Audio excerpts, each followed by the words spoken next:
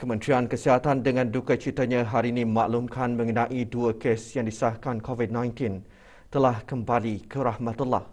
Menteri Kesihatan mengungsikan perkara tersebut semasa sidang media situasi terkini jangkitan COVID-19 di Dewan Al-Afiah Kementerian Kesihatan. Menurut Yang Berhormat Datuk Seri Setia Dr. Haji Awang Muhammad Isham bin Haji Jaafar, kedua-dua kes tersebut telah mengalami jangkitan paru-paru setelah dijangkiti COVID-19. Sidang media petang tadi turut disertai oleh Yang Berhormat Datuk Seri Setia Dr. Awang Haji Muhammad Amin Liu bin Abdullah, Menteri di Jabatan Perdana Menteri dan Menteri Kewangan dan Ekonomi kedua. Kes pertama ialah seorang lelaki berumur 25 tahun. Yang merupakan kes 188 yang telah dilaporkan pada 24 Ogos 2021. Manakala kes kedua ialah seorang perempuan berumur 54 tahun yang merupakan kes 499 yang dilaporkan pada 12 Ogos 2021. Kedua-dua kes ini telah mengalami masalah jangkitan paru-paru setelah dijangkiti COVID-19. Sehubungan dengan ini, demi menjaga confidentiality dan menghormati privasi keluarga kes-kes ini, Kementerian Kesihatan tidak akan mengungsikan butiran peribadi mereka. Orang ramai juga dipohonkan untuk sama-sama menghormati dan tidak menyebarkan maklumat berkaitan dengan kes-kes tersebut. Di kesempatan ini, saya mewakili warga Kementerian Kesihatan dan keseluruhan rakyat negara Brunei Darussalam mengucapkan takziah kepada keluarga Allahyarham dan Allahyarhamah. Semoga roh Allahyarham dan Allahyarhamah dicucuri rahmat dan ditempatkan bersama-sama para salihin. Dalam kenyataan media yang sama, Menteri Kesihatan juga memaklumkan 146 kes baru jangkitan COVID-19 disahkan hari ini di negara Brunei Darussalam yang membawa jumlah keseluruhan kes di negara ini kepada 2,858 orang. 146 kes baru jangkitan COVID-19 telah disahkan di negara ini, yang membawa jumlah keseluruhan kes COVID-19 di negara ini kepada 2,858 orang. Pada hari ini, terdapat 2 kluster baru telah dikesan yang membawa jumlah kluster aktif pada 48 kluster. Kluster-kluster baru ini ialah kluster 2632 yang mengandungi 29 kes, manakala kluster 2417 yang mengandungi 18 kes. Kedua-dua kluster baru ini mengandungi kes-kes yang telah dilaporkan sebelum ini sebagai kes yang belum dikenal pasti sumber jangkitannya. Terdapat 43 tambahan kes-kes baru kepada 7 kluster aktif yang sedia ada. Kes-kes dalam kluster-kluster aktif ini adalah mereka yang sedang menjalani kuarantin setelah didapati mempunyai kontak dengan beberapa kes positif sebelumnya. Sementara itu, 58 kes adalah masih dalam siasatan bagi mengenal pasti sumber jangkitan. Pengesanan kontak bagi semua kes-kes baru ini masih kiat dijalankan. Semua kontak-kontak terdekat yang dikenal pasti akan diarahkan untuk menjalani kuarantin mandatory dan ujian RT-PCR SARS-CoV-2. Dalam pada itu, 87 kes telah disahkan sembuh pada hari ini. Jumlah ini termasuk 13 kes positif dalam kategori 1 yang telah membuat pengasingan diri selama 14 hari di rumah masing-masing. Kesemua mereka telah melakukan ujian swab ulangan pada hari ke-12 dan disahkan telah sembuh. Oleh itu, jumlah kes yang sembuh di negara Brunei Darussalam meningkat kepada sebanyak 1,053 kes, manakala jumlah kes aktif ialah sebanyak 1,791 kes. Di kalangan kes-kes aktif tersebut, 6 kes masih dalam keadaan kritikal, yang mana 5 daripadanya memerlukan bantuan mesin pernafasan ataupun artificial ventilation. Manakala 1 lagi kes masih memerlukan bantuan mesin tambahan, heart-lung machine ataupun ECMO. Sementara itu, 24 kes lain yang dikategorikan dalam kategori 4 sekarang ditempatkan di unit rawatan intensif sebagai pemantauan rapi. Dalam tempoh 24 jam yang lalu, sebanyak 3,059 sampel telah diuji bagi virus SARS-CoV-2 yang membawa jumlah keseluruhan ujian makmal dijalankan sejak Januari 2020 kepada 235,286 ujian. Mengenai penangguhan sementara bagi pemberian dos pertama suntikan vaksinasi COVID-19, Menteri Kesihatan memaklumkan orang ramai yang telah membuat tempahan slot suntikan vaksinasi bagi dos pertama untuk tidak membatalkan slot tempahan mereka atau membuat tempahan baru. Jelas Menteri Kesihatan tempahan slot individu-individu berkenaan akan diganjarkan secara automatik dan keutamaan akan diberikan jika bekalan baru tiba nanti. Orang ramai adalah dinasihatkan untuk memeriksa status tempahan vaksinasi mereka melalui aplikasi BruHealth dari masa ke semasa bagi memastikan tarikh perjanjian yang baru. Kementerian Kesihatan sedang berusaha untuk mendapatkan bekalan vaksin secepat mungkin dan akan memaklumkan orang ramai setelah bekalan vaksin COVID-19 selamat tiba di negara Brunei Darussalam. Sementara itu, mereka yang telah menerima tempahan slot bagi suntikan vaksinasi dos kedua adalah juga dinasihatkan untuk memeriksa tempahan slot vaksinasi mereka melalui aplikasi BruHealth sekiranya ada perubahan tarikh seperti diawalkan dari jadual asal. Semoga segala usaha yang kita lakukan untuk mengawal penularan COVID-19 di negara Brunei Darussalam akan dipermudahkan oleh Allah Subhanahu Wa Taala dan mendapat keberkatan darinya juga. Amin. Amin. Ya Rabbal Alamin. Proses mendapatkan vaksin tidak semudah yang dijangkakan. Menurut Menteri Kesihatan, ia memerlukan beberapa proses tertentu termasuk perundingan dengan pihak-pihak berkenaan bagi tujuan penyelarasan dan kebenaran dari pengeluar produk. Menteri Kesihatan menjelaskan beberapa aspek perundangan juga perlu diambil kira bagi membolehkan pertukaran vaksin dibuat. Pada masa ini, negara Brunei Darussalam membuat perundingan dengan Republik Singapura. Menteri Kesihatan dalam pada itu turut menyeru kepada warga emas untuk mendapatkan suntikan vaksin COVID-19, memandangkan mereka diberikan keutamaan untuk mendapatkan vaksin. Mengenai kuarantin di rumah, Menteri Kesihatan menegaskan apabila seseorang itu diarahkan menjalani kuarantin, bermakna mereka tidak sama sekali dibenarkan keluar rumah. Jika arahan itu tidak diendahkan, penularan wabak akan menjadi sukar dikawal. Menteri di Jabatan Perdana Menteri dan Menteri Kewangan dan Ekonomi kedua sementara itu pula menjelaskan beberapa inisiatif dilaksanakan oleh kementerian-kementerian bagi memudahkan orang ramai dalam berurusan dengan pihak kerajaan, antaranya melalui email dan menyediakan Dropbox.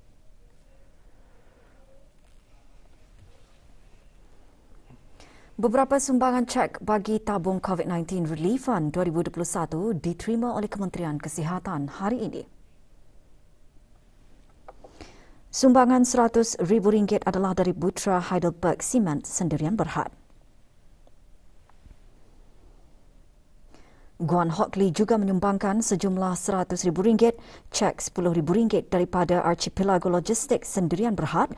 Persatuan Hokkien Brunei Darussalam menghulurkan sumbangan sejumlah RM58,250, sumbangan RM5,000 daripada City Square Max V Management Sendirian Berhad, cek RM7,000 disumbangkan daripada Badan Bistari.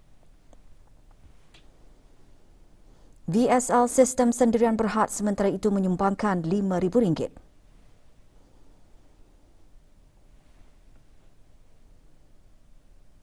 Sui Sendirian Berhad menyampaikan sumbangan RM100,000, cek RM100,000. Dan sumbangan sejumlah RM1,000 adalah daripada The Wellness Sendirian Berhad. Manakala beberapa sumbangan juga diterima kemarin daripada Petroleum Authority, daripada individu Rosalina Zai, Brothers Garage, Cik Nur Khalisha and Family, VAM Sendirian Berhad, Airwan Brunei, Kopral Zulfakhri dan Hajah Harisah Adlina Haji Syarbini.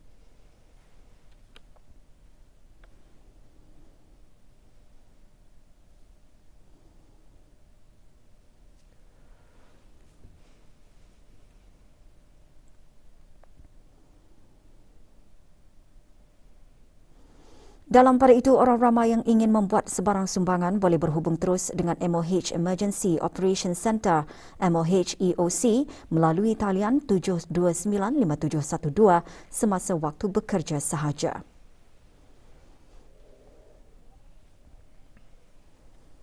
Keutamaan dan strategi dasar negara Brunei Darussalam dalam digitalisasi berpandukan Pelan Induk Ekonomi Digital 2025 dengan visi negara pintar melalui transformasi digital.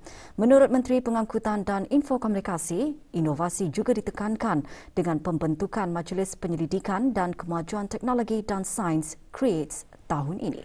Berucap pada ASEAN UK Digital Innovation Partnership Symposium yang diadakan secara dalam talian, Yang Berhormat Datuk Seri Setia Awang Abdul Muttalib bin Pihin Orang Kaya Seri Setia Datuk Paduka Haji Awang Muhammad Yusof, Menteri Pengangkutan dan Infokomunikasi menjelaskan, transformasi digital dan inovasi memerlukan keselamatan siber yang sangat penting untuk menyediakan persekitaran yang selamat dan terjamin agar perniagaan dan masyarakat berupaya untuk maju ke hadapan.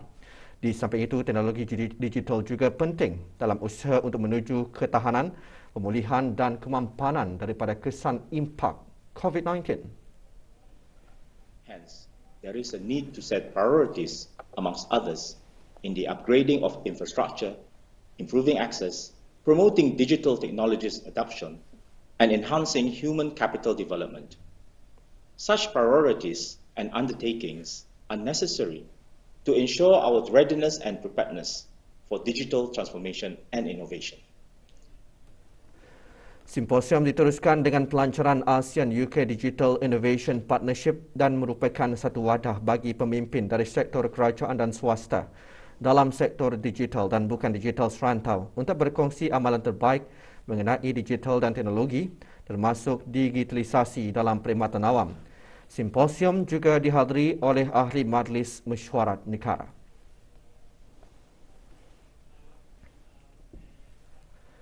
Lima individu iaitu seorang lelaki dan 4 perempuan termasuk seorang di bawah umur 18 tahun ditahan dalam operasi mencegah aktiviti pengedaran dadah oleh Biro Kawalan Narkotik BKN. Operasi yang dikenali sebagai Black Widow dijalankan pada 27 Ogos lalu di daerah Blight. Menurut siaran akhbar BKN, kegiatan pengedaran dadah itu didalangi oleh 2 adik-beradik perempuan berumur 41 dan 33 tahun. Hasil daripada operasi tersebut, BKN telah merampas beberapa paket berisi dadah jenis syabu seberat 57.4 gram yang mempunyai nilai pasaran melebihi RM11,000 dan boleh menampung lebih 2,000 pengguna. Turut dirampas dalam operasi itu wang tunai berjumlah RM19,942. 5 buah kereta, perabot rumah, barang kemas, beberapa set telefon bimbit dan lesen-lesen memandu kosong yang disyaki hasil daripada aktiviti pengedaran dadah. Kesemua individu terbabit ditahan bagi siasatan BKN di bawah kesalahan-kesalahan Seksyen 3 Perintah Mendapatkan Kembali Hasil Jenayah 2012 atas kesalahan pembersihan wang haram. Seksyen 3A Akta Penyalahgunaan Dadah APD Penggal 27 iaitu memiliki bagi tujuan mengedar dadah terkawal. Seksyen 6(A) APD Penggal 27 iaitu atas kesalahan memiliki dadah terkawal. Seksyen 6(B) APD Penggal 27 iaitu atas kesalahan memakan dadah terkawal. Seksyen 10 APD Penggal 27 iaitu atas kesalahan bersubahat. Dalam serbuan itu juga seorang pekerja asing didapati melanggar perintah dan arahan dari kementerian-kementerian berkenaan berhubung dengan langkah-langkah pengawalan wabak COVID-19. Walaupun negara Brunei Darussalam sedang menghadapi gelombang kedua virus COVID-19, pengedar-pengedar dadah masih lagi menjalankan aktiviti mereka tanpa menghiraukan keperluan untuk menangani masalah pandemik secara bersepadu. Kegiatan mereka bukan sahaja menyalahi undang-undang dan merosakkan masyarakat, tetapi mengundang kemudaratan dan ancaman kepada kesihatan awam dan masyarakat. BKN juga tidak lupa merakamkan ucapan penghargaan kepada agensi-agensi perisikan keselamatan, penguatkuasaan dan beberapa buah kementerian atas kerjasama yang diberikan dalam operasi tersebut. 48 buah tablet diserahkan kepada Kementerian Pendidikan untuk diagih-agihkan kepada para pelajar yang memerlukan peranti bagi pembelajaran secara dalam talian. Sumbangan berjumlah sehingga 36,906 itu merupakan sumbangan daripada orang ramai dan 13 penaja korporat yang diterima sejak awal tahun ini. Sebelum itu, Dynamic Technologies dan Progressive Sdn Bhd pagi tadi mengadakan majlis penyerahan sumbangan bagi kempen Goals for Education itu secara maya. Terdahulu, Dr. Samsiah Zuraini Kencanawati binti Haji Tajuddin, Setia Usaha Pendidikan Teras di Kementerian Pendidikan, dalam ucapannya antara lain menggariskan melalui inisiatif seumpamanya membolehkan para pelajar yang memerlukan untuk mendapat akses kepada teknologi bagi sesi pembelajaran secara dalam talian. Kempen Goals for Education diadakan dengan kerjasama Dynamic Technologies dan Progressive Sdn Bhd itu dilancarkan tahun lepas berikutan sesi persekolahan yang terjejas dengan penularan pandemik COVID-19. Kempen seumpamanya merupakan pendekatan Whole of Nation syarikat berkenaan bagi menyokong inisiatif pembelajaran secara dalam talian dan penduduk yang memerlukan peranti ICT.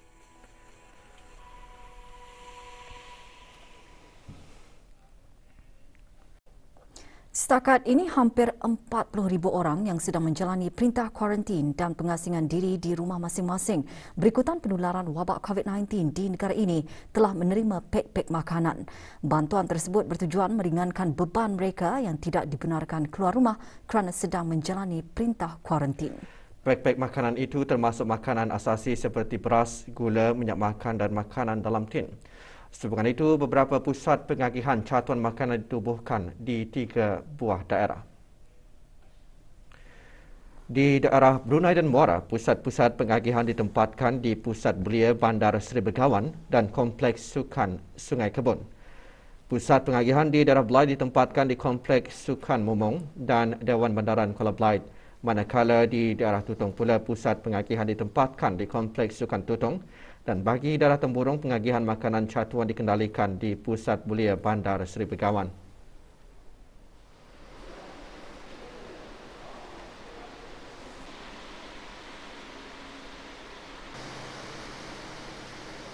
Pengagihan ini adalah inisiatif pihak kerajaan yang dibantu oleh syarikat-syarikat, NGO dan sukarelawan untuk membendung penularan wabak COVID-19 dan orang ramai yang telah menerima perintah kuarantin adalah disarankan untuk mengikuti SOP yang telah ditetapkan oleh kerajaan melalui Kementerian Kesihatan untuk teranah di rumah demi menjaga keselamatan diri, orang sekeliling dan juga masyarakat awam. Pek-pek makanan tersebut telah disediakan oleh pihak kerajaan untuk menjaga kebajikan para individu atau keluarga yang telah dikuarantin dan ianya diharapkan akan dapat membantu mereka dari segi permakanan. Pek-pek makanan ini dihantar sekali sahaja bagi kegunaan 2 minggu sepanjang tempoh perintah kuarantin dan pengasingan diri. Penghantarannya dilaksanakan oleh para sukarelawan belia kepada lebih 7,000 buah rumah di seluruh negara.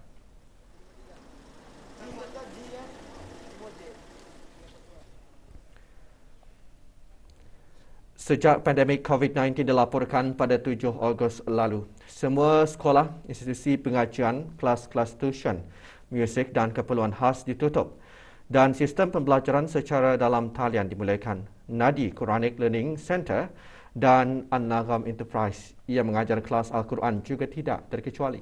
Namun pengalaman pertama semasa pandemik COVID-19 yang menimpa negara pada tahun lalu tidak menyukarkan kedua-dua perusahaan untuk mengadakan semula inisiatif yang sama bagi mewujudkan kelas secara dalam talian. Para pelajar yang mengikuti kelas Al-Quran ini adalah dari pelbagai peringkat umur, iaitu seawal usia 5 tahun sehingga 75 tahun. Menurut mereka lagi, mengadakan kelas Al-Quran secara dalam talian ini ada cabarannya tersendiri, antaranya masalah internet yang tidak menentu selain guru-guru untuk lebih kreatif dalam mempelbagaikan kaedah pengajaran. baru tahan. Ni tu starting untuk ia punya. Guru-guru memerlukan lebih masa dalam menyediakan bahan-bahan pengajaran agar apa yang mereka sampaikan ataupun bahan-bahan pengajaran itu ia lebih relevan dan ia lebih efektif dalam pengajaran secara dalam talian ini. Melalui kelas Al-Quran dalam talian ini, prestasi para pelajar adalah di tahap yang bagus kerana para pelajar didapati mengikuti kelas dalam talian dengan baik dan mengaplikasikannya. Malah setiap sesi pembelajaran dirakam dan dimuat naik ke YouTube untuk tujuan rujukan dan ulang kaji para pelajar itu sendiri. Si Ashraf tulis nampak namanya. Dengan fasa teranah di rumah Ani, bisa ya kali kiranya kita ni isikan waktu lapang itu dengan mempelajari Al-Quran secara umumnya dan tarannum Al-Quran secara khususnya. Ke arah meningkatkan kesedaran mengenai kesihatan mental dalam kalangan rakyat di negara ini ketika berdepan dengan situasi pandemik COVID-19, Bank Islam Brunei Darussalam BIBD menjalin kerjasama dengan Pusat Promosi Kesihatan HPC. Sebagai pelan jangka panjang bagi kedua-dua belah pihak, kerjasama itu akan membantu meningkatkan kesedaran dan pendidikan mengenai isu-isu kesihatan mental yang dimuat naik melalui media sosial Mind Your Mind BIPD dan HPC.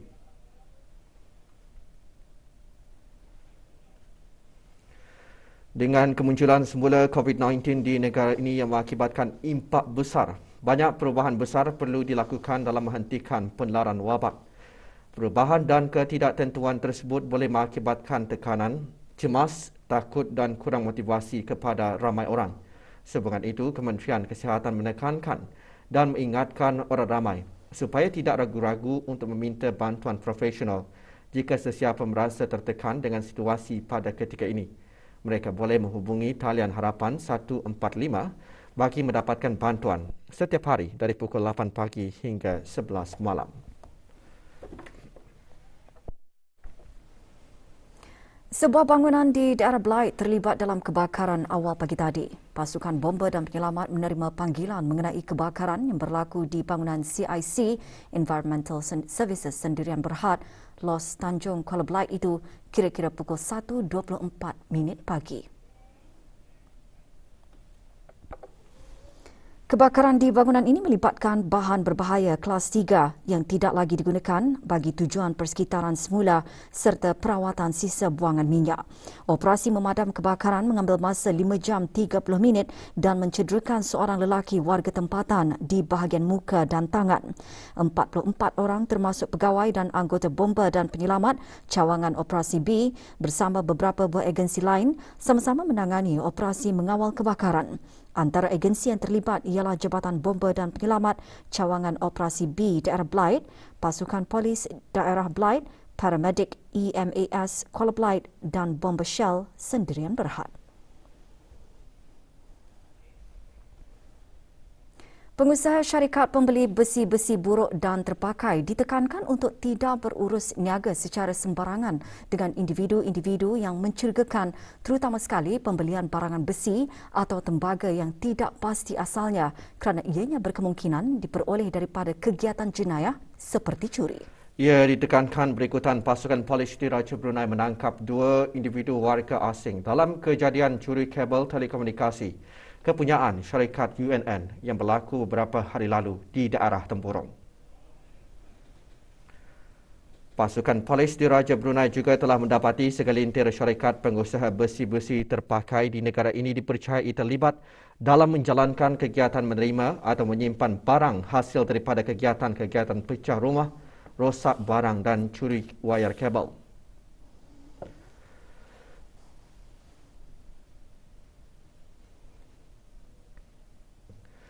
Oleh yang demikian, pasukan polis Diraja Brunei menegaskan kepada orang ramai serta para pengusaha besi buruk dan terpakai adalah menjadi satu kesalahan di bawah Seksyen 411 Kanun Hukuman Jenayah Penggal 22 yang boleh membawa hukuman penjara sehingga 3 tahun atau denda atau kedua-duanya sekali. Para pengusaha dan pengeksport besi terpakai disarankan agar sentiasa mematuhi persyaratan yang telah diberikan bagi mendapatkan permit pengeksportan bagi mengelakkan tindakan undang-undang dikenakan.